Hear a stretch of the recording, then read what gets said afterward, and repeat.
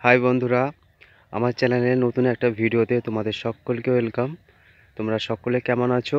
আশা রাখছি ভালোই আছো, আমিও ভালো আছি। দেখো বন্ধুরা, এই ভিডিওতে আমি তোমাদেরকে দেখাচ্ছি আমাদের পটল বাড়ি।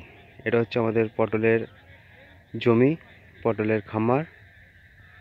দেখো এখন ভোরবেলা কত সুন্দর ফুল ফুটে আছে। পটলের ফুল ভোরবেলায় ফোটে, মেনলি 9টা-10টার মধ্যে পটলের ফুল ফোটে।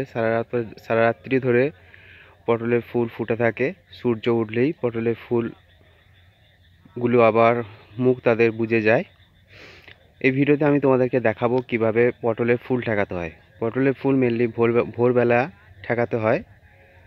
কিভাবে পটলের ফুল ঠেকাতে হয় চলো বন্ধুরা আমি তোমাদেরকে দেখাই।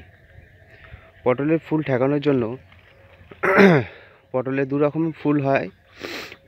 পটল গাছের দু রকম ফুল আছে, একটা হচ্ছে পুরুষ ফুল, একটা হচ্ছে স্ত্রী ফুল। সেই কোনগুলো পুরুষ ফুল তোমরা দেখো, এগুলো হচ্ছে পুরুষ ফুল। দেখো পুরুষ ফুলের মাঝে রয়েছে হলুদ রঙের অংশ, তার মধ্যে পরাগরেণু থাকে। দেখো এগুলো হচ্ছে পুরুষ ফুল। দেখো এটা হচ্ছে পুরুষ ফুল পটলের। এগুলো হচ্ছে পুরুষ ফুল, বা আমরা গোদা বাংলায় বলি আড়া গাছ, আড়া ফুল বলি। দেখো মাঝখানে রয়েছে হলুদ অংশ রয়েছে, এর ভিতরে পরাগরেণু রয়েছে।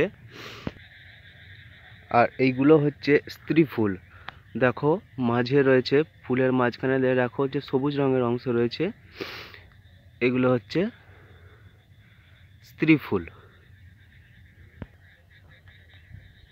দেখো আমি আড়া ফুল বা পুরুষ ফুল তুলে নিয়েছি। তুলে নিয়ে এবার ফুল ঠেকাবো, মানে পরাগ মিলন করাবো। চলো দেখো তোমরা।